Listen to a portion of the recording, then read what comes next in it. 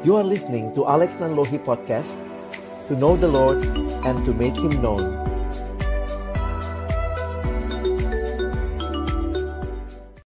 Mari kita berdoa sebelum kita membaca merenungkan firman Tuhan.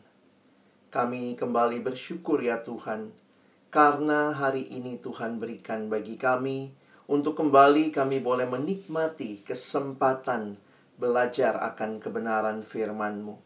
Terima kasih untuk setiap pujian yang meneguhkan hati kami pagi ini, bahwa sungguh karena kuasa darah-Mu, kami boleh menjadi ciptaan yang baru. Dan bagaimana kami hidup sebagai ciptaan baru, bagaimana kami meresponi anugerah-Mu yang besar itu. Itulah yang kami juga ingin terus belajar melalui setiap kebenaran firman-Mu. Kami mohon Tuhan, ketika kami akan membuka firman-Mu, bukalah juga hati kami. Jadikanlah hati kami seperti tanah yang baik, supaya ketika benih-Mu, firman Tuhan ditaburkan itu boleh sungguh-sungguh berakar, bertumbuh, dan juga berbuah nyata di dalam hidup kami. Sekali lagi berkati hamba-Mu yang menyampaikan, semua kami yang mendengar, juga diskusi-diskusi di dalam setiap kelompok nanti. Pada akhirnya bukan hanya menolong kami makin memahami kehendak-Mu, tetapi juga makin boleh melakukannya di dalam keseharian kami. Tolong kami bukan cuma jadi pendengar, tapi jadi pelaku firman. Dalam nama Yesus kami menyerahkan pemberitaan firman-Mu. Amin. Shalom, selamat pagi Bapak Ibu, adik-adik yang dikasihi dalam Tuhan Yesus Kristus. Senang hari ini kembali kita boleh belajar firman Tuhan bersama dalam The Bible Adventure pagi ini. Dan tema yang diberikan bagi kita hari ini adalah God chooses you. Wah, ini menarik untuk kita pikirkan ya. Kalau Tuhan memilih kita, memilih saudara dan saya, lalu bagaimana seharusnya kita meresponinya? Bagaimana dalam hidup ini kita boleh melihat hidup yang Tuhan berikan itu kepada kita? Ada satu doa yang menarik yang seringkali disebut dengan serenity prayer. Ya, ini doa yang mau menyatakan kepada Tuhan, berikan kepadaku kebijaksanaan. Nah, teman-teman, kita perlu hidup bijaksana dalam dunia ini, karena perhatikan ya, nanti kita akan lihat sama-sama. Waktu bicara Allah memilih kita, ada banyak hal dalam hidup teman-teman dan saya tidak pernah milih, tapi dikasih sama kita. Lalu bagaimana respon kita? Nah ya, serenity prayer ini kalimatnya seperti ini. God, grant me the serenity to accept the things I cannot change, courage to change the thing I can, and wisdom to know the difference. Wah, ini menarik untuk diperhatikan ya. Dalam terjemahan bahasa Indonesia, doa dari Reinhold Niebuhr ini adalah, Tuhan berikan kepada saya ketenangan di hati untuk menerima apa yang tidak bisa diubah, keberanian untuk mengubah apa yang saya bisa ubah, dan hikmat untuk membedakan mana yang bisa dan mana yang tidak bisa diubah. Wah, teman-teman, karena realitanya, kita bilang, God chooses me. Ya satu sisi ya Tuhan yang milih, mau bagaimana dong gitu ya. Bisa diubah atau tidak. Nah ini menarik untuk kita perhatikan, bahwa di dalam meresponinya dalam hidup ya, coba kita lihat, ada hal-hal yang tidak bisa diubah. Maksudnya apa? Teman-teman nggak pernah pesan sama Tuhan ya, Tuhan saya minta yang ini dong, saya minta yang itu dong ya. Kita nggak bisa mengubahnya. Maka seperti doa tadi, Tuhan tolong saya untuk menerima. Kalau nggak bisa diubah ya diterima. Lalu kemudian yang bisa diubah ya silahkan diubah, karena memang seharusnya demikian. Dan berikan kebijaksanaan untuk membedakan keduanya ya. Jadi Kak Alex ingin mulai dengan mengajak kalian memahami poin ini ya. Apa sih hal-hal yang nggak bisa diubah? Ini dalam arti kamu nggak pernah pesen ya. Ya Tuhan sudah kasihnya begitu ya. Contoh ya, jenis kelamin. Kamu bilang, tapi kan sekarang bisa operasi kelamin Kak. Nah, nanti dulu, pokoknya intinya waktu lahir itu kan nggak bisa diubah, nggak bisa dipesen ya. Nggak ada yang bilang, Tuhan saya cowok dong, saya cewek, nggak ada ya. Lalu apa lagi? Orang tua, ada nggak yang pernah pilih, Tuhan saya minta dong orang tua saya yang ini, yang itu, begitu ya. Terus juga urutan lahir, saya mau jadi koko dong, keluarnya jadi dede gitu ya. Nah, ini kan nggak bisa diubah. Kamu doa puasa siang malam, begitu amin tetap kamu urutannya sesuai dengan yang Tuhan tentukan gitu ya. Apalagi yang nggak bisa diubah. Nah, ini contohnya. Suku, ras, nationality ya. Kalian nggak pernah pesen, Tuhan saya jadi orang bule dong gitu ya. Lahirnya ya bukan bule begitu ya. Nah, apalagi? Nah, katanya ada 10 hal kalian cari lah ya. Tapi termasuk juga golongan darah dan seterusnya ya. Kalian nggak lanjutkan. Tapi poinnya begini, kalau nggak bisa diubah, ya sebenarnya kita harus belajar menerima. Ya, belajar menerima. Bahkan kalau kita bicara God chooses me, God chooses you, kita harus bisa melihat, pertanyaannya harus diubah. Tuhan, apa rencanamu? Kenapa ini keluarga saya? Tuhan, apa rencanamu? Kenapa saya orang Indonesia gitu ya? Tuhan, apa rencanamu dalam kehidupanku? Nah, ini yang teman-teman dan saya perlu pahami.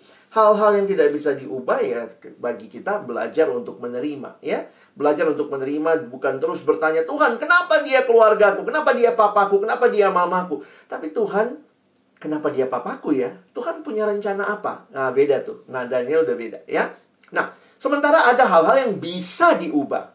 Apa contohnya? Kebiasaan buruk ya, sifat yang buruk, karakter yang buruk. Banyak orang berpikir ini nggak bisa diubah. Lucu ya. Yang sebelah kiri yang tidak bisa diubah, pengen diubah. Yang sebelah kanan yang memang bisa diubah, malah nggak mau berubah. Saya memang pemarah. Mau apa? Wih, saya karakternya memang kayak gini. Saya anaknya memang seperti ini. Loh, kenapa yang bisa diubah kamu nggak ubah? Nah, itu jadi pertanyaan penting buat kita ya. Jadi, tolong kita tidak melihat bahwa kalau Tuhan pilih kita, ya sudahlah, saya beginilah, saya memang begini anaknya, terima saya apa adanya. Hati-hati, menerima diri bukan berarti kita tetap dalam hal-hal yang bisa diubah. Kalau memang bisa diubah, karakternya pemarah harus berubah, begitu ya. Nah, jadi karena itu kita mesti ingat terus. Bertumbuh semakin serupa dengan Kristus menunjukkan buah roh. Buah roh itu kasih, sukacita. Harusnya kita nggak bisa bilang, saya memang pemarah, saya memang orang yang nggak bisa sabaran. Lah, buah roh itu kasih, sukacita, damai sejahtera, kesabaran. Berarti bisa nggak? Harusnya bisa dengan kekuatan pertolongan dari Tuhan. Ya, jadi mohon kita pahami. Ya, kenapa saya mulai dengan ini? Karena beberapa orang waktu bilang, God chooses you, langsung bayangannya, ya sudah, saya memang begini. Mau apa? Saya memang seperti ini. Tuhan sudah ciptakan saya begini. Ya udah, terima saya saja seperti ini. Padahal ada hal-hal yang memang harus diterima. Tapi ada hal-hal yang harus diubah. Nah, ini yang perlu kita pahami sejak awal ya. God chooses you is not saying that, ya, aku nggak berubah. Tidak, ya. Karena itu saya setuju dengan kalimat dari pendeta Max Lucado. Ya, dia mengatakan kalimat berikut. Ya, kalian mengerti bahasa Inggris lah ya, pasti jago semua. God loves you the way you are, but He refuses to leave you that way. He wants you to be just like Jesus. Arah pertumbuhan kita makin serupa Yesus. Jadi kalau kamu bilang, wah, saya memang pemarah. Kenapa? Papaku pemarah, mamaku pemarah, engkong juga pemarah, emak juga pemarah. Ya makanya kami ini keluarga pemarah. Mau apa? Saya memang pemarah. You don't have to be like that. You have to be just like Jesus. More and more. Every new day. Berdoalah supaya kamu makin hari makin serupa dengan Yesus. Oke? Nah, jadi saya clearkan dulu di bagian awal supaya waktu kita mengerti God chooses us, it's not saying that we are just say, okay, this is the way I am, just accept me as the way I am. Ya, betul, Tuhan tahu kita juga sudah jatuh dalam dosa, tapi Tuhan tidak mau kita terus-menerus tinggal di dalam hidup yang lama. Kita harus bertumbuh makin serupa Kristus. Jadi mengertilah pemilihan Allah adalah sebuah proses yang di dalamnya Tuhan mau kamu makin hari makin serupa dengan Kristus. Nah, di dalam kita belajar 2 hari ini, kemarin kita belajar dari Daniel. Nah, hari ini Kak Alex ingin ajak kita belajar satu tokoh lagi dalam Perjanjian Lama. Kenapa? Salah satu ayat yang berkesan bagi saya, Roma 15 ayat 4. Sebab segala sesuatu yang ditulis dahulu, ya. Ini Paulus bicara tentang Perjanjian Lama tentunya ya. Sebab segala sesuatu yang ditulis dahulu telah ditulis untuk menjadi pelajaran bagi kita. Nah, ya. Supaya apa? Supaya kita teguh berpegang pada pengharapan oleh ketekunan dan penghiburan dari kitab suci. Ya, so please bear with me. Ya, we want to study more and more of the Old Testament just to help us to live as God wants now. Ya, apa yang Tuhan mau kita hidupi sekarang, mari kita bisa pelajari. Nah, hari ini kita akan melihat seorang yang dipilih Allah. Atau mungkin bahasa yang lain kita suka pakai istilah dipanggil Allah. Tetapi di dalam prosesnya juga ini hal yang menarik ya. Kita akan belajar hari ini dari tokoh Nehemia, ya. Nehemia tidak hanya dipanggil Allah, tidak hanya dipilih Allah, tetapi Allah ingin melakukan sesuatu yang besar melalui Nehemia. Nah, itu poin yang Kak Alex ingin kita pelajari hari ini ya. Jangan cuma bilang, oh Tuhan pilih saya, Tuhan pilih saya. Terus kenapa? Apakah itu favoritisme? Apa tujuannya Tuhan pilih kamu? Nah, itu yang kalian perlu pelajari lebih jauh ya. Kenapa Tuhan engkau memilih saya? Kenapa Tuhan kasih karunia ini sama saya? Tentu setiap orang dikasih karunia, dikasih bakat, dikasih talenta. Lalu kemudian kamu mungkin juga bertanya, Tuhan, mengapa saya lahir di keluarga seperti ini? Tuhan, kenapa saya lahir sebagai orang Indonesia? Kita harus bisa melihat sesuatu yang Tuhan berikan. Pasti tidak hanya Tuhan berikan untuk bercanda gitu ya. Aduh, nggak ada mainan, bikin Alex orang Indonesia dah gitu ya. Tidak. Ada rencana yang indah yang Tuhan mau bagi setiap kita. That's why God chooses us. Nah, kita akan lihat sama-sama. Belajar dari tokoh Nehemia. Seorang tokoh yang kalau kemarin misalnya kita lihat ya, Daniel, hari ini kita belajar Nehemia. Bagi saya ini dua tokoh yang menarik teman-teman ya. Kemarin Daniel dia PNB ya, bukan pegawai negeri sipil, dia PNB, pegawai negeri Babel ya. Lalu kemudian hari ini kita belajar Nehemia juga, dia pegawai negeri Babel gitu ya. Kalau mungkin kita bilang tokohnya Paulus, kalian langsung bilang itu mah hamba Tuhan Kak Alex. Tokohnya Yesus, aduh itu mah sempurna banget. Tapi ini adalah orang-orang yang punya peran di dalam dunia pemerintahan. Mereka ini orang-orang adalah politikus begitu ya. Boleh dipakai istilah itu. Mereka orang-orang yang ada di dunia sekuler, tetapi tetap hidupnya berakar kepada Allah. Daniel kemarin dia kenal siapa Allahnya. Jadi jangan berpikir, oh kalau dia hamba Tuhan aja baru holy-holy, ya baru nanti dia suci-suci, kudus-kudus. Kalau pedagang ya nggak apa-apa lah, korupsi-korupsi dikit, tipu-tipu dikit. Kalau dia pegawai negeri ya sudahlah, ini kan pegawai negeri terkenal dengan pemalas atau apa, ya nggak apa-apa, nikmatin aja. Yang nanti suci-suci itu bagiannya hamba Tuhan. No. Kalau kamu tahu God chooses you, then you have a responsibility to live seperti yang Tuhan mau. Ya, kita nggak akan mendalami setiap bagiannya. Kak Alex hanya highlight beberapa hal karena saya pikir nanti dalam diskusi kalian bisa pelajari lebih jauh. Di dalam pembacaan pribadimu kamu bisa baca lebih jauh ya. Saya akan bagi-bagi bagian ini. Kita lihat dulu 4 ayat pertama ya. Ini adalah riwayat Nehemia. Ini kitab Nehemia pasal 1 ayat 1. Riwayat Nehemia bin Hakhalia. Pada bulan Kislu tahun ke-20 ketika aku ada di Puri Susan, datanglah Hanani, salah seorang dari saudara-saudaraku dengan beberapa orang dari Yehuda. Aku menanyakan mereka tentang orang-orang Yahudi yang terluput, yang terhindar dari penawanan, dan tentang Yerusalem. Kata mereka kepadaku, orang-orang yang masih tinggal di daerah sana, yang terhindar dari penawanan, ada dalam kesukaran besar dan dalam keadaan tercela. Tembok Yerusalem telah terbongkar dan pintu-pintu gerbangnya telah terbakar. Ketika aku dengar berita ini, duduklah aku menangis dan berkabung selama beberapa hari. Aku berpuasa dan berdoa ke hadirat Allah semesta langit. Teman-teman, mari ingat sebentar apa sebenarnya yang sedang terjadi. Kalau kalian memahami, pada waktu itu, ini juga situasinya mirip kayak Daniel kemarin ya. Yang namanya Nehemia ini sedang ada di Babel. Mereka ada di Babel, ya. Apakah ada yang bilang Nehemia lahir di sana, ada yang bilang mungkin orang tuanya, atau dia pernah dibawa waktu kecil gitu ya.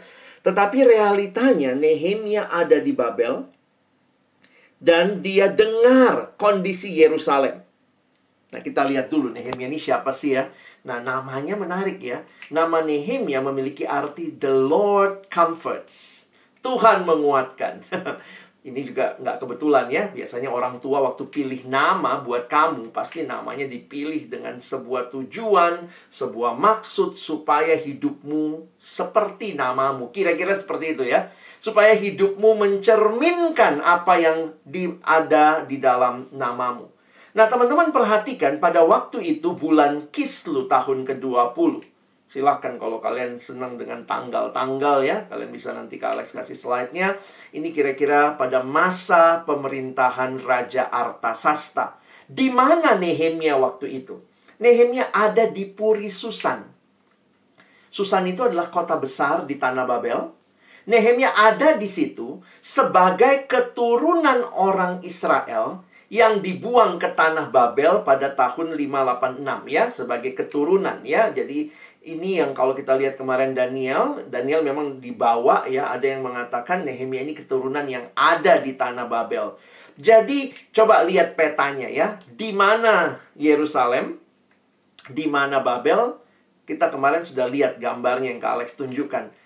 Nah, pada waktu itu Nehemia punya jabatan yang tinggi, teman-teman. Dia juru minuman raja. Jadi itu orang yang sangat dipercaya.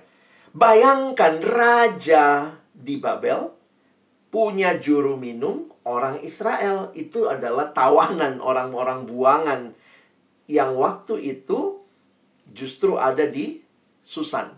Ya, ada di Babel. Ini adalah sebuah jabatan yang penting dan berpengaruh. Posisi luar biasa yang dapat dicapai seorang Israel di negeri asing. Nah, coba kalian lihat ya. Kemarin kan kalian sudah tunjukin ya, petanya mirip sama petanya Daniel kemarin. Jadi perhatikan, itu dari Yerusalem. Terus itu yang paling kanan tuh namanya Susa ya, bahasa Inggrisnya Susa. Itu Susan, Puri Susan. Waktu itu Nehemia ada di Puri Susan dengan jabatan yang tinggi sebagai orang kepercayaannya raja. Ini ada jarak 1000 mil, teman-teman. Nah, coba bayangkan ya. Nehemia mendengar kabar tentang Yerusalem. Dan kabar tentang Yerusalem ini kabar yang menyedihkan. Kita lihat tadi ya, katanya pintu-pintu gerbangnya terbakar dan segala macam. Jadi kalau mau bayangkan, gimana sih membayangkannya Kak Alex? Gampangnya begini. Bayangkan Nehemia itu seperti misalnya, kamu jadi Nehemia ya. Misalnya gini, kamu itu ada di Inggris. Wih, kamu orang Indonesia, tapi kemudian kamu ada di Inggris. Dan kamu di Inggris dapat posisi paling dekat dengan pemimpin. Anggaplah kamu wakil Perdana Menteri Inggris. Lalu kamu dengar kabar tentang Indonesia di Inggris ya. Kamu di Inggris, kamu punya posisi yang tinggi. Lalu kamu dengar kabar tentang Indonesia. Indonesia sedang hancur-hancuran. Apa pilihannya Nehemia? Ya Nehemia santai aja sebenarnya ya. Bisa aja, ya ampun jauh banget gitu ya. Nehemia jauh dari Yerusalem. Ada masalah apa dengan tembok? Nah, sedikit kita pelajari masalah tembok ya. Nah, teman-teman lihat. Tembok kota, pada masa itu kota umumnya bertembok. Makanya tembok Yerusalem, tembok merupakan pertahanan bagi sebuah kota di masa lampau. Tanpa tembok, Yerusalem adalah kota tanpa pertahanan. Di dalam kota Yerusalem ada bait Allah. Maka bait Allah dapat dengan mudah diserang. Bahkan kehidupan masyarakat dan kehidupan agama pun terancam kalau musuh datang menyerang. Masih ingat tembok Yeriko ya? Akhirnya runtuh begitu ya. Dan itu polanya adalah setiap kota pada waktu itu biasanya punya tembok. Jadi waktu Nehemia ada di negeri asing, dengar tentang kampung halamannya, bahwa wow, di sana sedang hancur. Temboknya terbongkar, pintu gerbangnya terbakar. Ini sketsa tembok Yerusalem ya. Jadi waktu itu kalau kalian juga pernah ke Yerusalem, mungkin kalian lihat ya ada bersisa dari tembok kota. Nah, tembok kota Yerusalem ini itulah yang hancur. Dan ingat sekali lagi Nehemia ada di mana? Ada di Puri Susan, jauh teman-teman ya. Tapi bagi saya di sini menarik. Kamu ada di Inggris, posisi wakil Perdana Menteri. dengar kondisi Indonesia hancur-hancuran. Mungkin kamu nggak lahir di Indonesia, kamu udah lahirnya di Inggris, tapi papa mamamu orang Indonesia. Kamu pernah dengar tentang Indonesia. Dan waktu ada di posisi itu, lihat apa yang Nehemia lakukan. Bagi saya menarik ayat 4 tadi ya. Ketika ku dengar berita ini, duduklah aku menangis dan berkabung selama beberapa hari. Aku berpuasa dan berdoa ke hadirat Allah semesta langit. Teman-teman, kalau bicara tentang berdoa dan berpuasa, itu adalah sebuah sikap menunjukkan hal yang sangat mendalam. Bayangkan dengar berita di negeri asing, jauh dari negeri itu, tetapi dia bisa punya sikap seperti ini. Kalau Kak Alex pakai istilah ya, Nehemia mau melibatkan diri dalam pergumulan bangsanya. Teman-teman, Nehemia punya pilihan ya, ya sudah cuek aja. Oh, aduh kasihan banget ya negeriku, aduh kampung halaman papa mamaku, aduh sedih banget. Nehemia bisa cuman begitu ya. Lalu kemudian setelah itu dia bilang, aku santai di sini, aku di negeri asing, posisi tinggi, jabatan luar biasa. Ya sudahlah, itu urusannya orang di Yerusalem. Teman-teman, saya yakin tidak cuma Nehemia yang dengar berita ini. Banyak orang lain dengar berita ini. Tapi, bagi saya yang menarik, Nehemia mau melibatkan diri dalam pergumulan bangsanya. Nah, di sini jadi refleksi buat kita ya. Ini prinsip penting. Kalau Tuhan pilih kita, maka ingatlah bahwa Tuhan punya rencana yang indah, tapi juga rencana itu akan terjadi ketika engkau melibatkan diri. Kalau kamu terus komplain, kenapa dia papaku, kenapa dia mamaku, saya nggak mau peduli sama mereka, bodoh amat, kenapa Tuhan kasih orang tua semacam ini? Ya sudah, selesai kamu ya, nggak ada prinsip melibatkan diri. Tetapi kalau kita berpikir, Tuhan, kenapa dia orang tuaku? Kayaknya saya nggak dapat kasih sayang, saya kok nggak diberikan apa yang teman-teman saya lihat. Tetapi Tuhan, saya mau terlibat dengan keluarga saya. Saya mau mulai berdoa bagi mereka. Saya mau mulai belajar mengasihi. Selama ini mungkin saya cuek. Jadi orang yang dipilih Tuhan mesti punya sikap yang meresponi kenapa Tuhan pilih saya. Kalau Tuhan hadirkan engkau dan saya di Indonesia, maka pikirkan kenapa Tuhan hadirkan saya di Indonesia. Kenapa nggak jadi orang Inggris ya? Kenapa nggak jadi orang Amerika misalnya? Berarti ada sesuatu yang Tuhan rencanakan, dan pertanyaannya, bersediakah kita melibatkan diri? Melibatkan diri yang paling sederhana sebenarnya berdoa ya. Kadang-kadang kalau Alex pikir ya, ingat loh, 1000 mil loh. Nehemia dengar kabar 1000 mil jauhnya. Tetapi dia mulai, semua hal yang besar dimulai dengan doa. Nehemia mulai berdoa. Dan bagi saya menarik doanya. Ya, kalau kemarin kita belajar dari kalimatnya Daniel, sekarang kita bisa belajar dari doa Nehemia ya. Ayo kita lihat sama-sama. Bayangkan Nehemia ini doanya luar biasa indah ya. Dia berkata begini, ya Allahku, ya Tuhan Allah semesta langit, Allah yang maha besar dan dahsyat, yang berpegang pada perjanjian dan kasih setianya kepada orang yang kasih kepadanya dan tetap mengikuti perintahnya.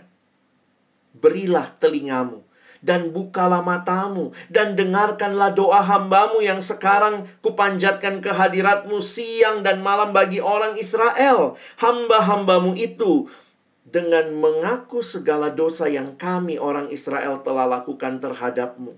Juga aku dan kaum keluargaku telah berbuat dosa. Kami telah sangat bersalah terhadapmu dan tidak mengikuti perintah-perintah, ketetapan-ketetapan dan peraturan-peraturan yang telah kau perintahkan kepada Musa hambamu itu.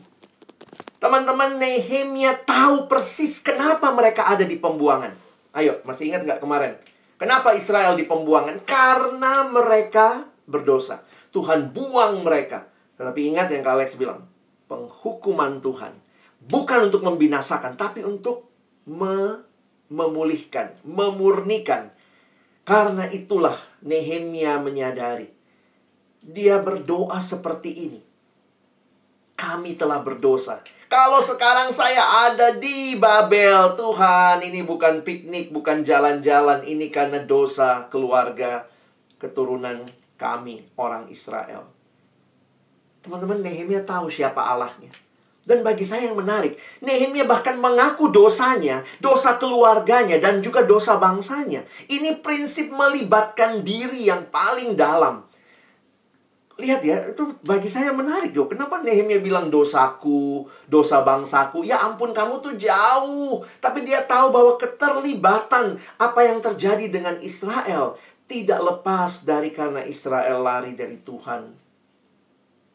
Karena itu dia katakan, dosaku, keluargaku, bangsaku. Coba lihat, Nehemia kenal Allahnya. Kenapa? Di ayat 5 tadi, Nehemia berpegang pada hukum kasih setia Tuhan.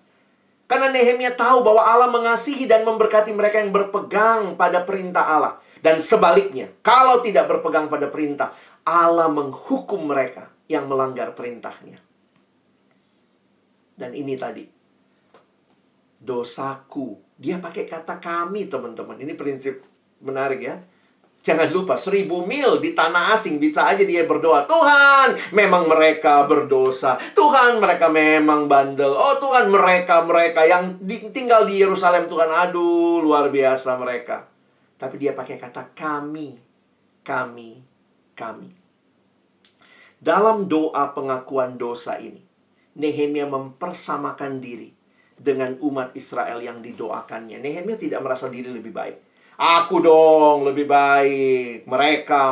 Tapi dia katakan kami. Tuhan juga mengampuni orang yang datang dengan penyesalan. Dan di dalamnya kita melihat ada pemulihan, ya. Nehemia nampaknya baca firman, ya. Kalau apa teman-teman, kalau kalian lihat doanya, itu doanya Nehemia banyak kutip perjanjian lama, kitab Taurat. Ya coba lihat ayat 8 ya. Kita lanjut tadi sampai ayat 7 kan. Ingatlah akan firman yang kau pesankan kepada Musa hambamu. Wah, doanya pun diwarnai kebenaran firman. Apa yang dia kutip? Janji Tuhan. Tuhan pernah bilang begini, bila kamu berubah setia, kamu akan kuceraikan di antara bangsa-bangsa. Tetapi bila kamu berbalik kepadaku, apa yang terjadi? Kamu berbalik kepadaku dan tetap mengikuti perintah-perintahku serta melakukannya, maka sekalipun orang-orang buanganmu ada di ujung langit, akan kukumpulkan mereka kembali dan kubawa ke tempat yang telah kupilih untuk membuat namaku diam di sana. Jadi Nehemia kemudian bisa mengingat firman, sehingga ayat 10 dia tanya sama Tuhan, bukankah mereka ini hamba-hambamu dan umat yang telah kau bebaskan dengan kekuatanmu yang besar, dengan tanganmu yang kuat? Nehemia tahu firman. Nehemia tahu isi dan arti hukum Taurat serta sejarah bangsanya. Sadar bahwa kemalangan yang menimpa bangsa Israel adalah akibat dosa dan pelanggaran mereka. Memang kalau kamu tidak baca firman ya kamu nggak ngerti ya. Tapi orang yang hidupnya dipimpin oleh firman ya, seperti firmanmu pelita bagi kakiku, terang bagi jalanku. Firman Tuhan menerangi jalan yang gelap di dalam dunia ini yang harus teman-teman dan saya lewati. Tapi firman itu menuntun kita. Karena itu ayat 11 ya. Ini yang terakhir. Dia bisa berdoa begini, ya Tuhan, berilah telinga kepada doa hambamu ini, dan kepada doa hamba-hambamu yang rela takut akan namamu. Dan biarlah hambamu berhasil hari ini dan mendapat belas kasihan dari orang ini. Siapakah orang ini? Dari raja. Ya, ketika itu aku ini juru minuman raja. Makanya kalau nanti lihat pasal 2, Nehemia di hadapan raja, sampai akhirnya Tuhan kasih kesempatan Nehemia bisa mengutarakan apa yang menjadi rencana dia. Teman-teman, orang yang dipilih Allah adalah orang yang tentunya harus hidup dekat dengan Allah. Ya, di sini kita lihat Nehemia memiliki spiritualitas yang baik, relasi yang baik dengan Allah. Nah, ini yang perlu juga kita ingat ya. Banyak orang cuma senang, oh Tuhan pilih saya, Tuhan pilih saya. Tapi pertanyaannya, kamu hidup dekat dengan Tuhan nggak? Kalex banyak ketemu anak-anak kelas 12 ya. Waktu pada pusing pilih jurusan, ini biasanya sebelumnya ya. Lalu biasanya ngomong begitu, aduh Kak Alex, saya nggak tahu Tuhan mau apa buat hidup saya ke depan. Tuhan mau saya kuliah jurusan apa, Tuhan mau saya ngapain, Tuhan mau saya mulai wirausaha atau tidak. Tuhan mau apa? Ih, kalau ngomongnya itu rohani banget. Tuhan, Tuhan, Tuhan. Terus saya tanya ya, temanku, kamu rajin baca Alkitab nggak tiap hari? Nah itulah Kak masalahnya. Aku sibuk banget udah kelas 12 ini. Ada bimbingan segala macam. Aduh Kak, sibuk banget. Hei, tadi ngomongnya Tuhan, Tuhan. Saya pengen tahu Tuhan mau apa. Saya nggak tahu kenapa Tuhan, Tuhan. Ngomongnya Tuhan, Tuhan. Tapi ditanya, punya relasi dengan Tuhan? Aduh Kak, sibuk banget. Jangan cuma senang dipilih Tuhan. Tapi apakah kamu punya relasi dengan Tuhan? Nah ini harapan ke depan ya. Kalian akan masuk dunia yang baru, dalam arti sudah lulus SMA. Nanti kan nggak ada tuh pagi-pagi, ayo kita kebaktian dulu di kelas, baca renungan. Kamu harus punya spiritualitas yang dekat dengan Tuhan. Bukan karena disuruh guru, nanti nggak ada lagi homeroommu, wali kelas. Baik, mari anak-anak kita mulai jam segini. Kalau sudah di kuliah, sudah di dunia pekerjaan, kamu harus membangun spiritualitasmu. Punya komitmen untuk bertumbuh. Ingat, kemarin Kak Alex juga udah kasih tahu ya, untuk bertumbuh itu kita butuh 3 hal. Saya kutip kalimat pendeta John Stott. Kita butuh Roh Kudus, dan Tuhan berikan Roh Kudus buat kita. Kita butuh firman Tuhan, kita butuh doa, kita butuh komunitas. Allah sudah mengaruniakan kepada kita sarana-sarana ini untuk pertumbuhan kita. Roh Kudus diberikan, menolong kita hidup makin hari makin kudus, sesuai kehendak Tuhan. Tuhan kasih firman-Nya, baca dan renungkan setiap hari untuk menolong kita berjalan di jalannya Tuhan. Saya kutip kalimat D.L. Moody. Dia berkata begini, "The Bible will keep you from sin, or sin will keep you from the Bible."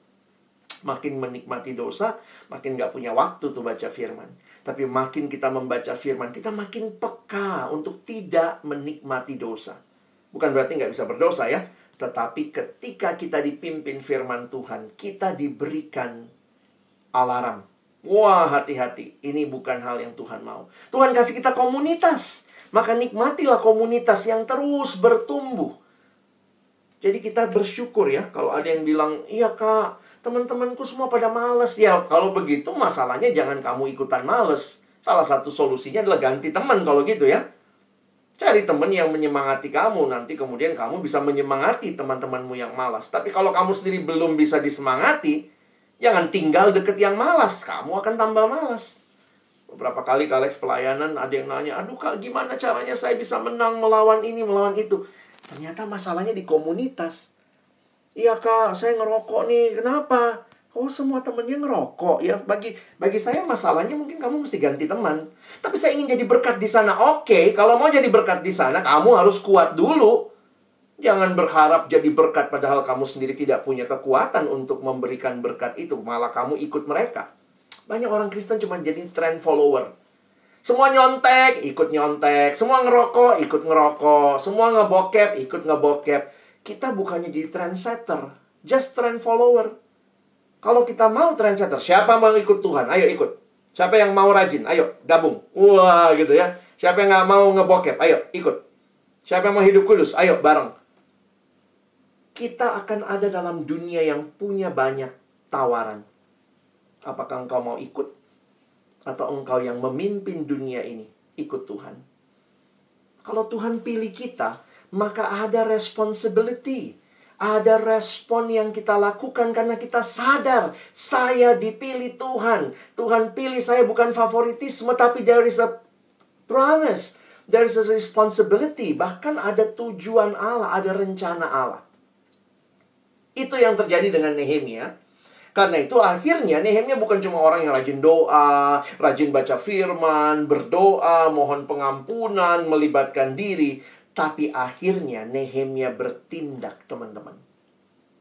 Di pasal yang ketiga, kita melihat bagaimana Nehemia memimpin pembangunan tembok Yerusalem. Luar biasa. Kalau saya lihat memang Nehemia dikasih skill sama Tuhan ya. Nehemia bisa mengatur. Bahkan kalau nanti baca pasal 2, Nehemia itu very well prepared.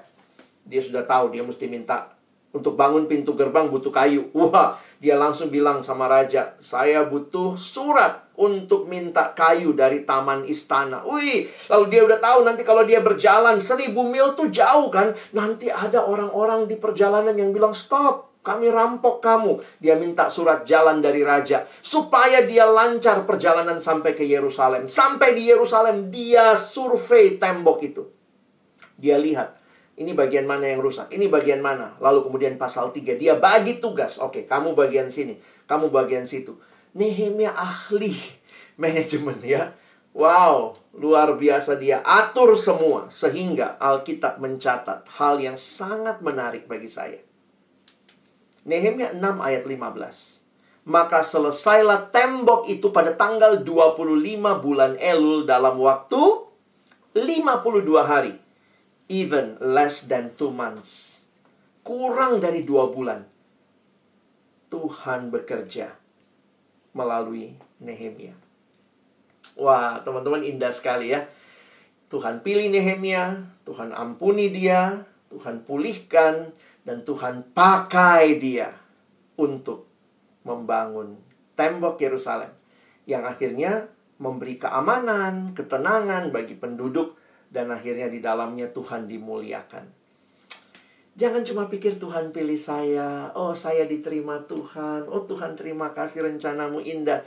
Tapi kemudian gak ada tindakan ya. Bagi saya justru Nehemia ini menjadi contoh teladan bagi kita.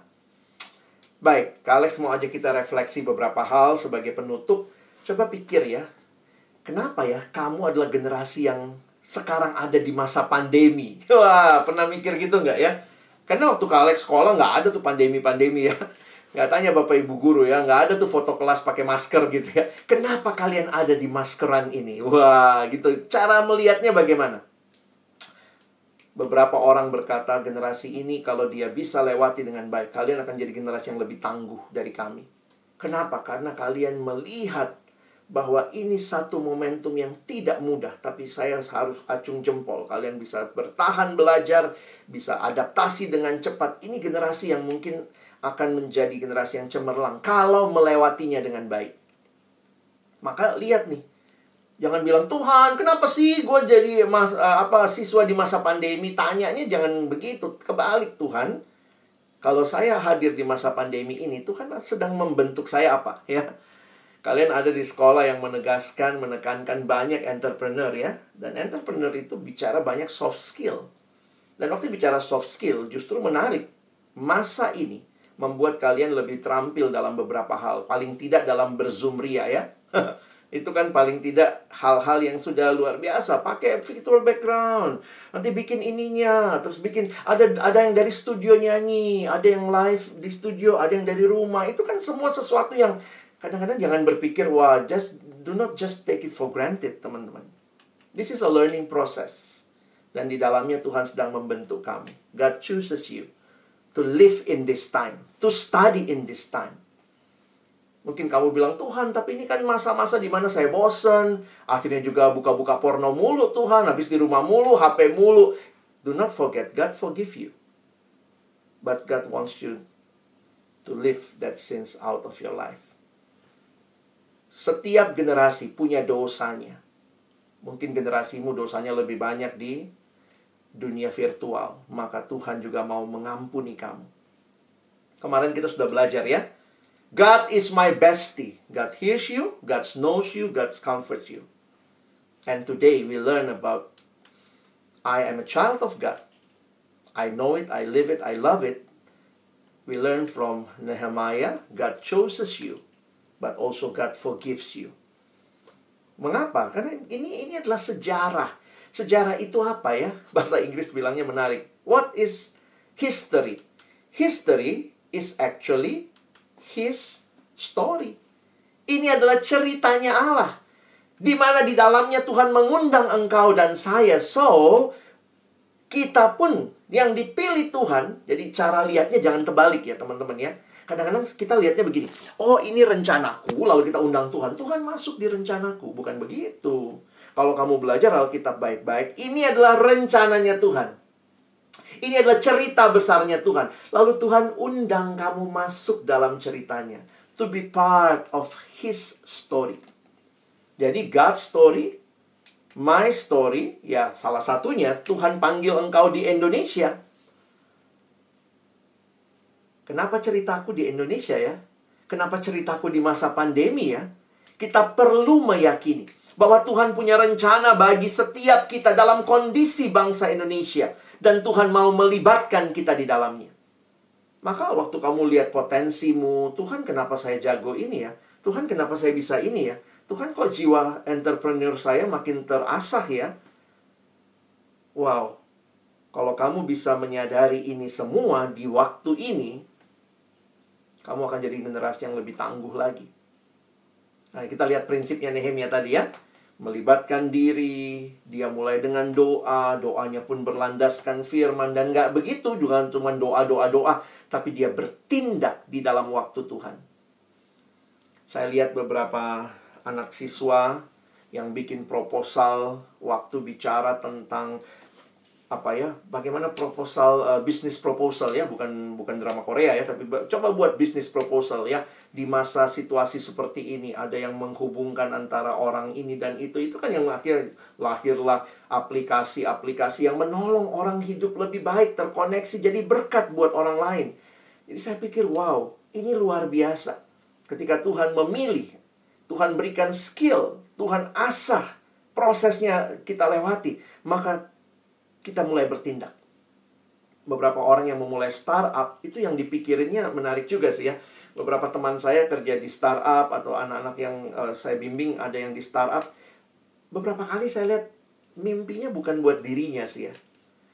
Tentu ya pada pengen duit juga, tapi bagi saya menarik. Dia berpikir lebih dulu, bagaimana orang misalnya cepat mendapat belanjaan. Nah itu tuh, berpikir buat orang lain, berpikir untuk lebih banyak orang.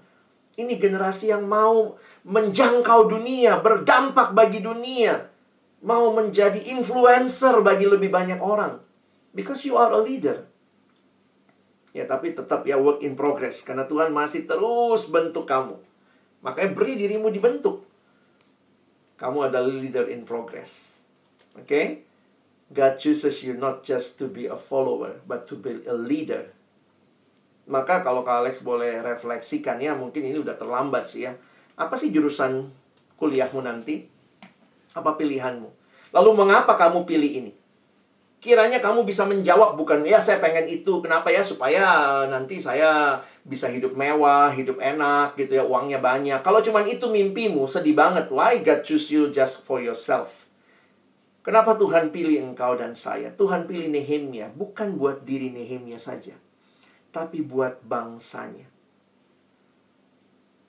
Apa itu intelektual? Saya kutip kalimat pendeta Yongki Karman ya, dalam satu seminar yang saya ikut. Dia pernah bilang begini, seseorang menjadi intelektual bukan karena gelar akademik yang disandangnya.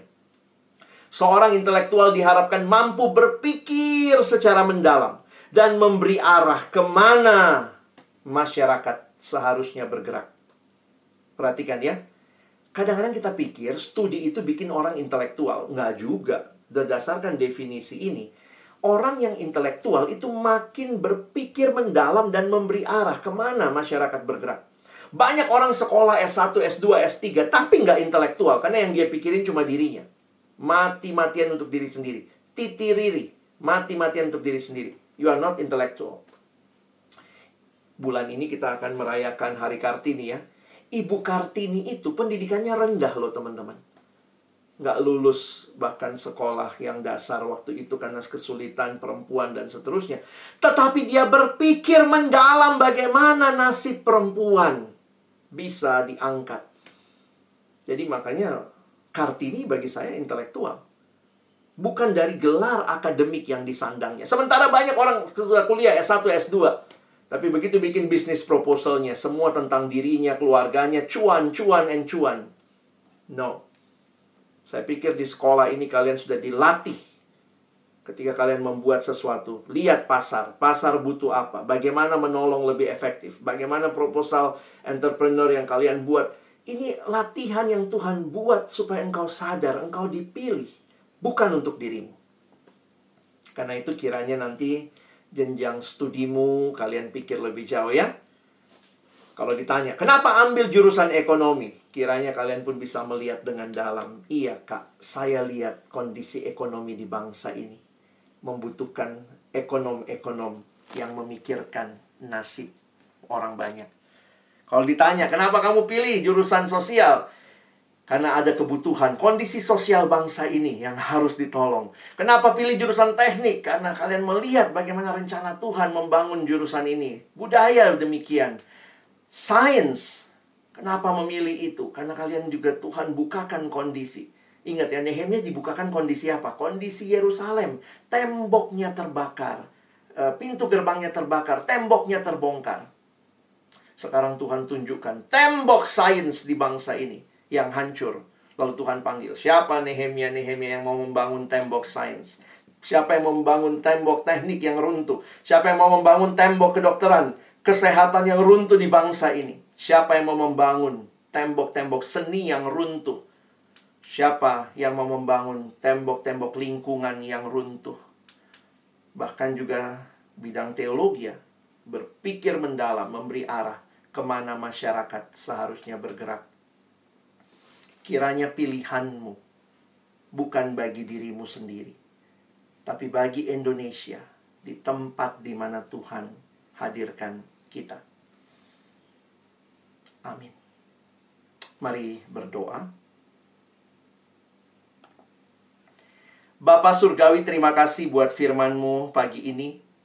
Kalau Tuhan sudah memilih kami, bahkan Tuhan mengampuni kami, maka Tuhan juga telah memanggil kami untuk rencana-Mu yang indah.